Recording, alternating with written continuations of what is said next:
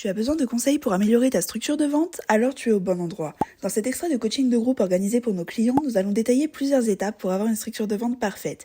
Mettre de l'urgence sur la situation de ton prospect, attendre le signal d'achat et pitcher. Mais avant ça, n'hésite pas à t'abonner à la chaîne si tu veux qu'on t'aide à développer ton activité. Et nous, on se retrouve pour le coaching directement. Urgence de la situation. Donc là, je voulais partager, mais je vous repartage ça. En fait, c'est juste dans l'ordre. Typiquement, vous commencez à connaître la situation de votre prospect. Ensuite, vous essayez de comprendre ce qu'il veut atteindre. En fait, ça, c'est comme tout coach, hein. Il n'y a pas besoin d'être fort en vente pour comprendre ça. Quand tu es coach et que quelqu'un veut prendre ton accompagnement, tu as besoin de connaître qui est cette personne-là, quels sont les objectifs qu'il veut atteindre avec toi, pourquoi aujourd'hui il est bloqué. Et le point qui fait la différence, c'est clairement ce quatrième point. Urgence de la situation. Encore une fois, si la personne elle a juste besoin de perdre 5 kilos parce qu'elle trouve ça fun, tu n'arriveras jamais à closer sur une offre à 1000, 1500 euros. Faire de ces challenges une priorité. Parce que si ce n'est pas une priorité, encore une fois, il va te dire, c'est pas grave, j'ai un déménagement. Et après le déménagement, j'ai la rentrée scolaire des gamins. Et après la rentrée scolaire des gamins, il faut que je fasse ça. Et après, je vais peut-être avoir un nouveau taf. Et une fois que tout ça c'est réglé, je prendrai ton accompagnement. Parce qu'il ne met pas de priorité là-dessus. Et donc, effectivement, tu auras l'objection, désolé, là, c'est pas le bon moment. J'ai plein de choses à faire. Et comment comment mettre en avant cette urgence? Juste poser des questions par rapport à ça. Donc, par rapport à ton objectif, en quoi c'est important pour toi pourquoi tu veux le faire maintenant? Pourquoi on est en appel maintenant et pourquoi tu n'as pas pris cet appel dans peut-être, je sais pas, par exemple, là, on est fin 2022. Pourquoi tu n'as pas pris un appel avec moi, par exemple, début 2023 pour bien démarrer l'année? Et là, vous allez comprendre pourquoi la personne veut le faire maintenant. Et ça, le mettre de l'urgence sur la situation, c'est un premier principe d'engagement. Parce que quand tu engages ton prospect sur le fait que c'est urgent, effectivement, il sera beaucoup plus intéressé à prendre sa décision maintenant, ou rapidement en tout cas. Par exemple, prendre sa décision pendant l'appel, plutôt que de te donner sa réponse dans 2 semaines. D'accord? Cinquième point, un principe important, c'est avant de pitcher. Parce qu'on est d'accord que quand tu fais un appel de vente, c'est forcément pour présenter ton offre. Sinon, ce n'est pas un appel de vente. Sinon, c'est juste un appel entre amis. Donc, si tu veux présenter ton offre, il y a un moment donné où tu vas pitcher. Et généralement, ce qui se passe pour vous faire un review de tout ça, vous allez connaître la situation A de votre prospect, vous allez connaître sa situation B, vous allez connaître ses challenges, qu'est-ce qui le bloque, d'accord? Vous allez mettre de l'urgence sur la situation. Et là, une fois que vous avez toutes les informations, OK, écoute, monsieur le prospect, par rapport à tout ce que tu m'as dit, on peut clairement t'aider. Est-ce que tu veux en savoir plus sur ce qu'on fait, sur comment on aide nos clients à atteindre X résultats, X objectifs? Et là, tu vas faire ton pitch. Et avant de faire ton pitch, ce que je vous recommande vraiment, c'est de demander la permission à la personne. Si tu ne demandes pas la permission, ça fait un peu trop, comment dire, ça fait un peu trop direct. Si tu fais pas si tu ne demandes pas la permission, tu dis directement à la personne, écoute, nous, ça se passe comme ça dans l'accompagnement.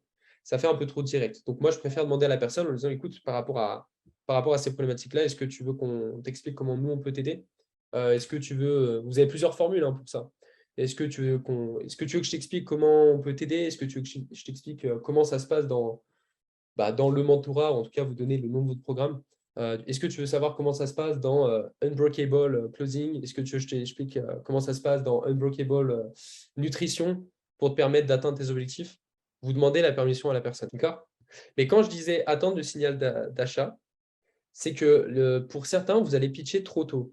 Ça, du coup, c'est quelque chose que j'ai remarqué dans les enregistrements d'appels de mes clients. Des fois, ils pitchent trop tôt. Et en plus, sans demander la permission. C'est-à-dire qu'en plein dans l'appel, d'un coup, ils disent OK, ça marche, super. Écoute, nous, comment on fonctionne? On a un accompagnement et ils commencent à pitcher. Sauf qu'en fait, la personne, elle n'était même pas préparée au pitch. Donc, il faut préparer le terrain, il faut attendre le signal d'achat. Et moi, ce que je vous conseille pour le signal d'achat, c'est deux choses. C'est un, pourquoi il n'essaye pas de le faire tout seul? Ça permet de mettre de la valeur. Pourquoi tu ne peux pas régler tes problématiques tout seul? Pourquoi je dis ça? Parce que, encore une fois, vous pouvez avoir l'objection de je vais essayer de le faire tout seul, ou vu que j'ai pas l'argent, je commence à le faire tout seul, et dès que j'ai l'argent, je te rejoins. D'accord?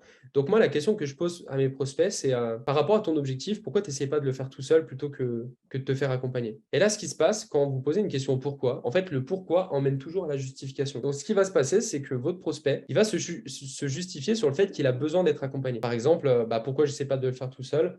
Parce que j'ai déjà essayé de le faire et pour l'instant, j'y arrive pas. J'ai regardé des vidéos YouTube et ça fait des mois et des mois que je stagne. Donc, moi, ce que je recherche, c'est vraiment un accompagnement où je sais qu'il y aura quelqu'un derrière moi. Génial. Quand c'est la personne qui vous dit j'ai besoin de me faire accompagner, là, vous savez que vous pouvez pitcher. Donc ça, c'est un peu une question, comment on appelle ça? On va dire une question magique que j'utilise avant de pitcher. Pourquoi tu n'essayes pas de le faire tout seul? Parce que là, du coup, c'est pas moi qui vais justifier le fait qu'il a besoin de se faire accompagner, c'est lui qui va le dire. Et deuxième point, après ça, c'est optionnel, vous n'êtes pas obligé de le faire, ça dépend juste des profils. Mais parfois, avant de pitcher, j'aime bien aussi mettre du doute sur les stratégies des gens. Parce qu'encore une fois, moi, j'ai des gens au téléphone qui me disent des fois, oui, Thibaut, j'ai déjà suivi une formation de closing, donc t'inquiète, j'ai pas besoin de me. Moi, j'ai juste besoin d'avoir un maximum d'appels de vente grâce à mon compte Instagram, mais après, t'inquiète, moi, je sais closer. Le problème à ce moment-là, c'est que si je commence à pitcher, il aura l'impression de ne pas avoir besoin à 100% de mon accompagnement. Parce que s'il pense qu'il n'a pas besoin de la partie closing, bah, potentiellement, il pense qu'il a juste besoin de 50% du mentorat, de notre accompagnement. Et moi, je ne veux pas qu'il rentre dans l'accompagnement. Je ne veux pas donner le prix et pitcher mon offre s'il pense qu'il a besoin que de 50% de ce qu'il y a dedans. En fait, c'est comme si un coach sportif te propose un accompagnement à 1000 euros pour t'aider sur la nutrition et le sport, alors que toi, tu t'y connais déjà super bien en nutrition. Bah forcément, tu n'auras pas envie d'acheter parce que tu as juste besoin du sport. Donc, du coup, tu vas demander au coach sportif de faire une offre personnalisée juste avec le sport. Donc, moi, quand une personne me dit, par exemple, bah, Thibaut, moi, t'inquiète, j'ai juste, sur le mentorat, j'aurais juste besoin de participer à vos séminaires parce que je trouve ça génial et d'avoir toute la partie marketing pour avoir des appels de vente grâce à mon compte Instagram. Mais derrière, j'ai pas besoin de. Je sais déjà closer. Et ben moi, je vais lui poser des questions dessus. Ok, quand tu dis que tu sais closer, c'est quoi ton taux de conversion moyen? Sur des offres à combien? Et quel est ton taux de conversion sur les derniers mois? Parce qu'en fait, les hommes mentent, mais pas les chiffres. C'est-à-dire qu'une personne peut très bien me dire, t'inquiète, je sais très bien closer.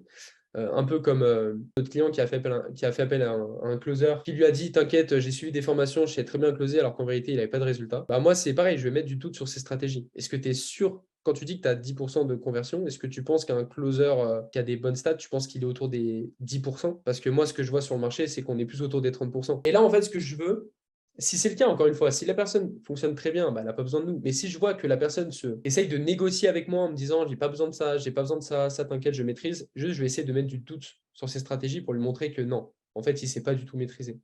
Et il a besoin à 100% de notre accompagnement. Donc ça, c'est un tip que je vous donne quand vous avez des prospects qui vous disent ah mais ça je sais, creusez là-dessus, parce que sinon, la personne va essayer de négocier sur votre offre en vous disant oui, mais moi, j'ai pas besoin de ça, j'ai juste besoin de ça. Non, tu as besoin de la totalité. Parce que nous, dans le mentorat, si on a créé un accompagnement, c'est pour accompagner les gens. Sinon, on te donnerait des formations, on te donnerait une formation marketing, une formation closing, et en fonction de ce que tu recherches, on te donne ce qu'il faut. Mais si on t'accompagne sur plusieurs piliers en même temps dans l'accompagnement, c'est normal en fait. Et tout le monde passe par ces étapes-là dans le mentorat. Donc moi, je veux pas pitcher à une personne qui pense avoir besoin à 50% de nous. Ne pitche jamais à quelqu'un qui pense pouvoir le faire seul, qui pense ne pas avoir besoin d'accompagnement, et ne pitche jamais à quelqu'un qui pense tout savoir. Sinon, tu vas pitcher dans le vent. Ok. Sixième point, alors ça c'est un screen que j'ai mis, donc oubliez la parenthèse qu'il y a dedans. Mais concrètement, sixième point, c'est comment faire un bon pitch. Et je vais essayer de vous donner deux, trois exemples parce que sinon, ça va être trop long en fait, parce que je pourrais vous parler pendant 2 heures de pitch en fait, parce qu'on voit vraiment des choses beaucoup plus en profondeur sur le pitch et ça sert à rien le plus important, c'est d'avoir une bonne structure de vente et de comprendre dans la théorie comment se passe euh, quand vous faites un pitch. Mais le pitch, c'est la base de la vente. Parce qu'encore une fois, la vente de base, c'est juste contacter les bonnes personnes au bon moment et avec la bonne offre. Normalement, si ces 3 points sont validés, il n'y a aucune raison de ne pas effectuer une vente. Si tu as la bonne personne au téléphone, que c'est le bon moment pour elle d'acheter, et en plus, c'est exactement l'offre qu'elle recherchait, tu as tout pour closer. D'accord? Mais encore une fois, il faut respecter la bonne offre. Il faut que dans la bonne personne au bon moment et la bonne offre, il faut que ces points-là soient validés. Donc, effectivement, dans ta structure de vente, le pitch, ça en fait partie.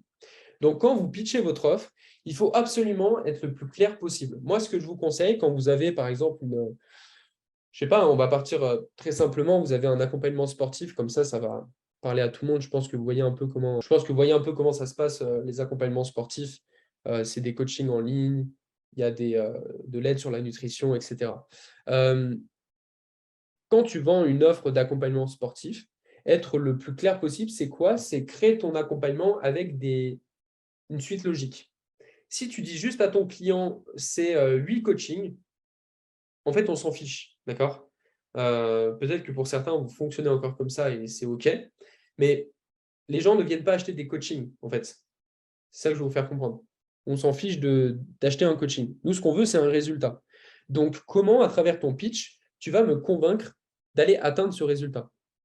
Et donc, si tu me dis, oui, pour t'aider à perdre du poids, tu auras 8 séances de coaching, bah moi, en fait, en tant que prospect, je vais me dire, oui, mais ça prend combien de temps? Qu'est-ce qu'il faut que je fasse entre les séances? C'est des séances sur quoi? C'est quoi les objectifs globaux? Etc., etc. Donc, pour moi, ce n'est pas clair du tout. Par contre, si tu me dis, quand tu rejoins l'accompagnement, dès la première semaine, on va faire un appel ensemble pour revoir ton plan de nutrition. Ensuite, on va revoir ton métabolisme pour voir qu'est-ce qui est adapté à toi. Ensuite, la deuxième semaine, on va revoir le plan d'entraînement qui est le plus adapté à ta situation en fonction de ton travail. Dès qu'on arrive sur le deuxième mois, on va augmenter tes objectifs jusqu'à aller vers cette perte des 5 kilos. Bref, si tu es clair dans ton pitch et que tu me montres la suite logique de ton accompagnement, ça sera beaucoup plus clair pour moi et ça me donnera beaucoup plus envie d'acheter. Parce que je vais me dire, ah ok, si je suis son accompagnement, on va revoir ça, ensuite il y aura ça, ensuite il y aura ça. Ce n'est pas juste des coachings. On a besoin d'avoir un plan clair. C'est comme tes objectifs. Si tu marques juste sur un bout de papier, ce mois-ci, je gagne 15 000 euros, ouais, mais comment tu vas gagner ces 15 000 euros? Combien de temps ça va te prendre? Comment tu vas structurer la chose sur plusieurs semaines pour ensuite arriver à ton objectif? Tu as besoin d'avoir un objectif qui est smart. Tu ne peux pas juste mettre je vais gagner 15 000 euros ce mois-ci. Tu veux gagner 15 000 euros, mais quelle offre tu vas vendre? Combien de clients il faut en appel de vente? Combien de taux de conversion il faut? Quel prix il faut que tu mettes sur ton offre? Combien de temps va te prendre chaque client? Tous ces process, tu as besoin de les définir en fait. C'est pareil, hein, c'est pareil dans un pitch. Tu ne peux pas dire à un client tu auras 10 séances de coaching, on s'en fiche. Donc déjà, le premier conseil que je vous donne, c'est de structurer un plan sur votre offre. Et ça marche aussi dans les prestations. D'accord? Les prestations, si vous dites juste à votre client, je vais te faire 30 posts Instagram par mois, encore une fois, ça c'est pareil, on s'en fiche. On ne vient pas acheter un nombre de posts en tant que client. On vient acheter un résultat. Donc moi, je serais beaucoup plus enclin à acheter une prestation où on me dit, dès la première semaine, on va analyser ton personal branding, on va analyser ton image. Dès la deuxième semaine, on va faire une proposition de poste en fonction des valeurs que tu veux diffuser sur Instagram. Troisième semaine, on va faire ci, ça, ça, ça. Et quatrième semaine, tu auras un plan clair tous les mois et on va continuer comme ça pendant des mois pour aller chercher plus d'engagement sur ton compte. Ça, déjà, c'est quelque chose qui est beaucoup plus clair.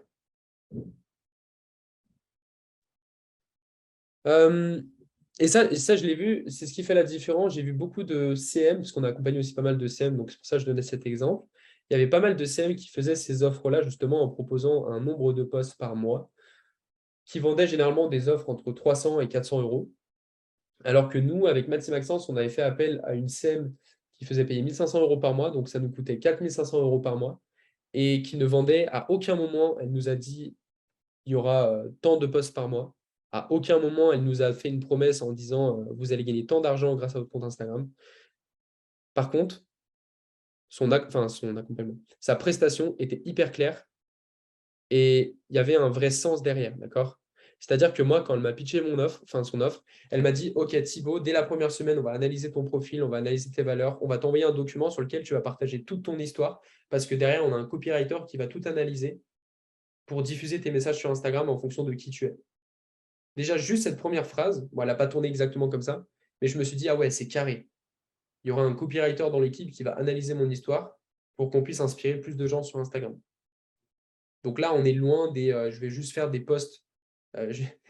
On est loin des je vais te faire des posts citation, motivation. Là, on a vraiment quelque chose qui est cadré. Voilà pourquoi on a été prêt à payer 5 fois plus cher que le marché. Et dernier point, quand tu fais un pitch qui est clair, ça te permet d'éviter l'objection de je vais réfléchir à ce que tu m'as dit. Ouais, écoute, intéressant ce que tu m'as proposé. Je vais juste réfléchir, je pose ça à plat et je te donne une réponse la semaine pro. Pourquoi les gens te disent ça? Parce qu'en fait, quand tu n'es pas clair sur ton propre pitch, ben, les gens ne savent pas si réellement ils ont besoin de toi. Et encore pire, si ton pitch n'était pas clair, les gens ont besoin de réfléchir pour se rappeler de ce que tu leur as dit. Parce que ce n'était pas clair pendant l'appel. Donc autant être clair directement pendant l'appel. Vous voyez à quel point c'est important en fait quand tu as un pitch qui est clair.